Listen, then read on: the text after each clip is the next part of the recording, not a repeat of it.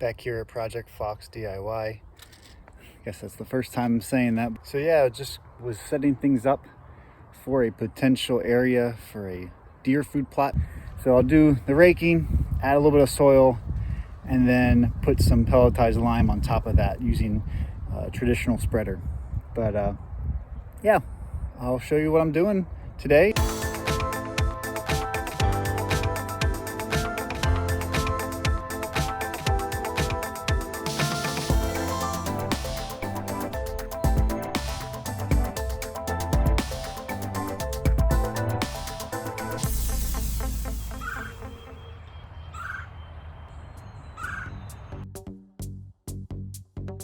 I have done some DIY food plots in the past. Today I'm treating the ground, which consists of raking off the dead wood, leaves, as much debris as possible. I might also add a little bit of our topsoil that we got from underneath our big piles of logs, what I use for the hugelkultur. It's always better to have a nice base of soil.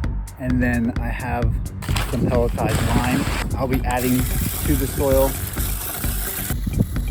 to prep the seeding. Probably in the next week and a half or so, I'll come back and actually cast seed on this.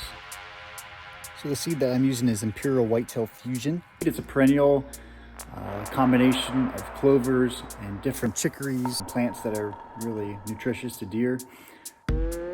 I was just using my hands to spread it lightly. I would recommend getting some type of spreader at a very low setting to better broadcast of the seed. However, this does work if you are in a pinch like I was.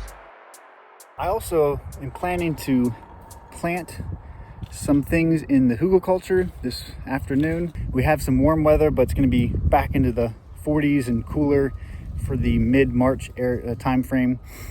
So I'll try to get some of those early spring types of plants in. I'll try to get some video. Stay tuned.